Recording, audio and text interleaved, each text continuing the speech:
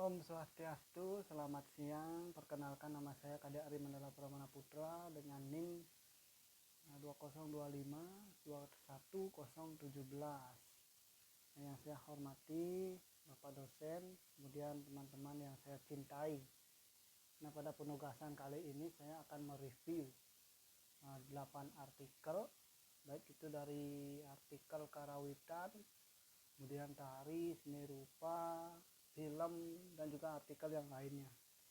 Nah, dari yang pertama saya mulai dari artikel karawitan, di mana artikel ini berjudul analisis pola musik karawitan di tengah era digital. Nah, memang kita menyadari betul bahwa di saat ini, di era digital tentunya, musik tradisi, tentunya musik karawitan itu tengah berjuang untuk tetap relevan dan menarik minat daripada generasi muda di tengah arus digitalisasi ini. Nah, dalam artikel ini ada beberapa pembahasan, yaitu dibagi menjadi 3 ya. Yang pertama itu ada adaptasi alat musik digital, kemudian menjelaskan bagaimana penggunaan instrumen digital, kemudian ada eksplorasinya, kemudian menggabungkan unsur tradisional dan kontemporer, dan menyoroti tren eksplorasi seniman dalam menciptakan nuansa dinamis dan juga relevan bagi pendengar kontemporer yang berfungsi secara jembatan antara masa lalu dan juga masa kini.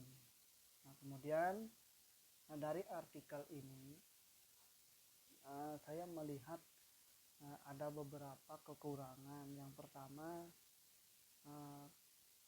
bisa dimungkinkan kalau dalam artikel ini ditambahkan mengenai analisis pola musiknya, karena ini kan judulnya analisis musik ya, jadi bisa ditambahkan mungkin lagu-lagunya siapa, musik-musiknya siapa gitu, bisa dianalisis dari segi mungkin notasinya, kemudian bagaimana struktur garapnya, kemudian nada, kemudian patat, perpindahan, modulasi, dan sebagainya. Mungkin itu yang bisa lebih ditekankan dalam penulisan artikel ini, karena ini mencakup tentang analisa pola musik karawitan di era digitalisasi. Nah, sekarang kan banyak seniman-seniman yang berkecimpung di digital gitu kan. Nah, mungkin bisa ditambahkan contoh-contoh lagunya siapa, dibawakan di sini, kemudian dianalisa terkait yang saya bilang tadi, entah itu notasinya, kemudian struktur garapnya, kemudian instrumennya kah atau yang lainnya, mungkin begitu saja. Kemudian yang kedua, saya akan membahas tentang artikel dari seni rupa ya. Jadi judulnya di sini sejarah ogoh-ogoh sebagai manifestasi seni rupa Bali dari sudut pandang komodifikasi budaya. Nah, jadi artikel ini yang saya baca itu menggunakan teori komodifikasi budaya Theodor Adorno sebagai kerangka pemikiran utama. Nah, di mana penggunaan teori ini memberikan kedalaman yang solid ya, mendeskripsikan bagaimana ogoh-ogoh seni rupa itu sebagai sebuah kesenian yang mengkritisi transformasinya dari tradisi komunal menjadi komoditas gitu. Nah, kemudian yang saya dapatkan dalam artikel ini adalah penulis itu menyatakan bahwa ogoh-ogoh itu kan sebetulnya bukan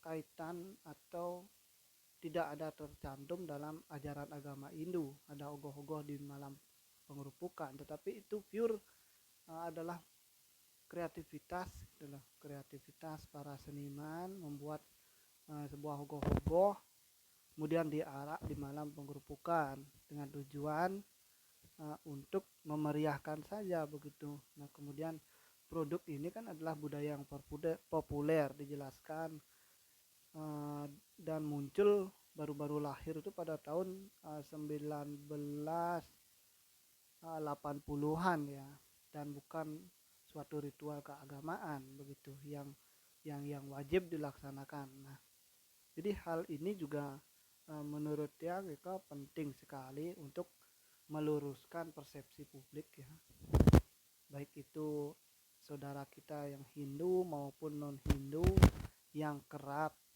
menganggap sebagai bagian dari ajaran agama Hindu.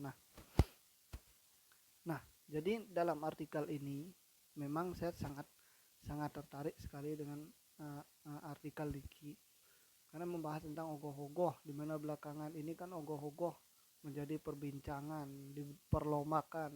Nah, bahkan sempat adanya konflik ya karena ogoh-ogoh itu sendiri. Nah, walaupun sudah dijelaskan dengan detail sekali ogoh-ogoh itu bagaimana, kelahirannya bagaimana, dan ada satu kekurangan yang menurut saya perlu juga dibahas, yaitu bagaimana sih proses akhir daripada ogoh-ogoh tersebut. Nah, tadi kan di artikel itu dijelaskan bahwa ogoh-ogoh itu bisa juga dijual, kemudian bisa juga dipajang di museum-museum seperti Museum Mengui dan museum-museum lainnya, museum ogoh-ogoh. Nah, tapi di dalam persepsi masyarakat itu ogoh-ogoh harus dibakar, dan untuk alasannya adalah nyomyo atau melebur atau menghilangkan buta kalo. Nah, sedangkan untuk menghilangkan buta kalo itu tidak hanya dibakar saja kan, bisa saja dengan menggunakan air, kemudian diketis dengan tirto, itu sudah nyomyo dengan air, kemudian ada juga ditanam di tanah, tidak harus dibakar. Nah, kalau memang persepsi masyarakat cara untuk menghilangkan buta kalo itu dengan dibakar, ya kalau kita mengadakan pecaruan di puro atau di rumah, masa kita harus bakar dulu kan? Entah bangunannya harus kita bakar dulu agar bisa nyomyo. Nah, itu yang ada di dalam pikiran saya, dan mohon maaf kalau dalam review saya ini masih kurang, cuman itu yang saya lihat. Nah, kemudian yang ketiga di sini ada artikel dari Pedalangan ya, judulnya majalah Cempala 1996-1999, wacana keadiluhungan dan jejak kekerasan budaya Orde Baru dalam tradisi pedalangan. Artikel ini mengangkat hubungan antara politik Orde Baru dengan seni pedalangan, dan tema yang memang jarang ya, kalau yang lihat nih ke tema-tema seperti ini jarang dikaji, dan hubungan seni dengan politik ini kan jarang, dan palingan seni dengan agama nih dan ya yang lainnya.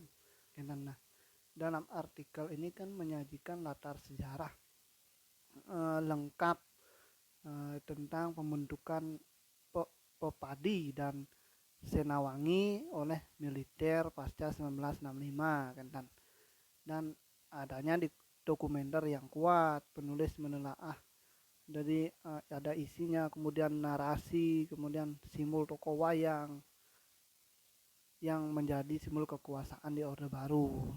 Nah, dalam artikel ini ada seperti sedikit kekurangan ya. Penelitian ini hanya berfokus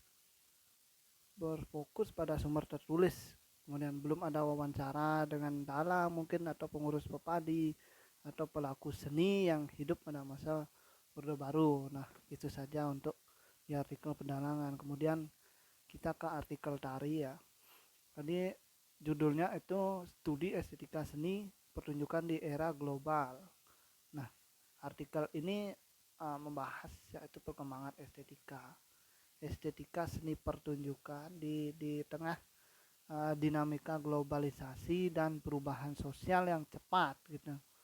Nah, penulis mencoba di sini mengaitkan ya estetika dengan faktor-faktor eksternal yang signifikan kan, terutama kemajuan teknologi digital dan globalisasi, dan dijelaskan juga bagaimana teknologi menciptakan pengalaman estetika yang baru, lebih dinamis dan interaktif dalam seni pertunjukan kan.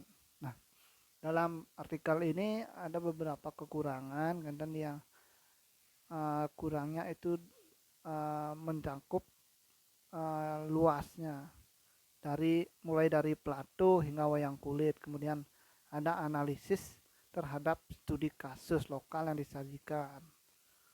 Kemudian mungkin hanya sebatas pengenalan dan atau sintetis temuan dari penelitian, dan tidak memberikan analisis kritik yang mendalam tentang dinamika estetika internal kasus yang diangkat dalam artikel ini. Nah, itu saja.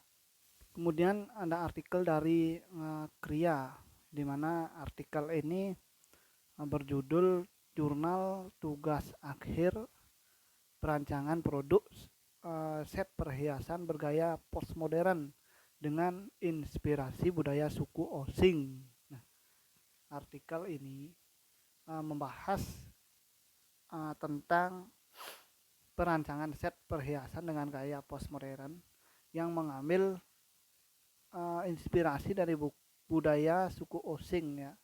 Suku Osing ini terdapat di Banyuwangi, Jawa Timur. Nah, perancangan ini didorong karena kurangnya minat konsumen di Indonesia terhadap perhiasan bercorak budaya dan budaya Nusantara lama yang dianggap kuno dan kurang menarik. Nah, tujuannya kan untuk dijelaskan untuk memperkenalkan perhiasan yang mengandung makna budaya dan dikemas dengan gaya postmodern untuk meningkatkan minat konsumen. Nah, kemudian dari artikel ini konsep itu menyatakan gaya postmodern menjadi fokus utama perancangan. Namun uraian yang lebih spesifik tentang mungkin ciri-cirinya, ciri-ciri gaya atau gaya-gaya postmodern itu belum diterapkan pada bentuk kerangka perhiasan dan kurang dielaborasi secara mendalam. Kemudian itu saja. Kemudian ada artikel dari fotografi, judulnya Niki Citra Surrealisme Jalanan Analisis Street Fotografi karya Royce Rubianto melalui konsep hazard objektif. Artikel ini menghubungkan dua genre yaitu dua konsep yang berbeda, di mana menghubungkan antara fotografi jalanan yang dimana fotografi jalanan itu adalah identik dengan realita kan, dan surrealisme itu mengungkapkan dimensi baru dalam praktik fotografi jalanan. Nah,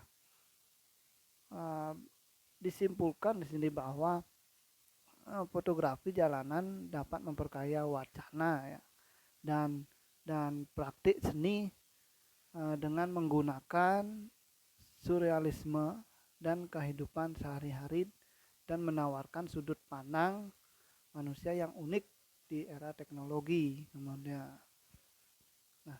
Kemudian di mana kan artikel ini mengangkat juga karya fotografer Indonesia bernama Roy Rubianto kan, dari buku foto Intip, memberikan analisis mendalam pada karya-karya lokal yang relevan. Nah, walaupun pemilihan sampel dalam artikel ini menggunakan purposive sampel, interpretasi surrealisme niki mungkin akan lebih kuat dan polanya lebih terkonfirmasi jika menganalisis sampel yang lebih banyak kan, lebih banyak dari karya-karya yang lainnya atau karya-karya yang ada gitu, atau karya 14 tahun dan lamanya kan. Nah, mungkin itu saja. Kemudian ada artikel dari film di mana judulnya pendekatan autoetnografi untuk penyampaian isu identitas dalam film dokumenter Akar Manusia Urban. Nah, jadi dalam film Akar Manusia Urban ini mengeksplorasi isu identik anak urban ya, dengan orang tua berbeda, orang tua yang berbeda suku, yang merasa berjarak dengan tradisi asalnya. Isu yang diangkat sangat isu-isu itu adalah identitas anak urban yang lahir dan besar di kota Jakarta dan merasa keterasingan dari tradisi serta silsilah keluarga besar, orang tua yang berbeda. Dan artikel ini juga menjabarkan bagaimana tahapan kerja dengan baik, mulai dari kegelisahan awal, kemudian riset, hingga proses perjalanan ke kampung halaman orang tua di Palangkaraya dan di Larantuka. Nah, kemudian dalam artikel ini tidak disinggung dengan detail tentang bagaimana penyutradaraan, kemudian yang misalnya bagaimana proses-proses syuting, kemudian cara kreatif mengatasi keberjarakan budaya, dan mengintegrasikan identitas Ghana bisa dieksplorasi lebih dalam. Nah, kemudian ada artikel dari teater, itu judulnya pembebasan seksualitas ya dan gender dalam film The Danish Study Analysis Teori Performativitas. Nah, dalam topik artikel ini itu kan isu transgender dan mengaitkannya dalam sebuah film populer kan, yang dimana memungkinkan untuk membahas yang lebih mendalam tentang dinamika identitas gender kan. Nah, dimana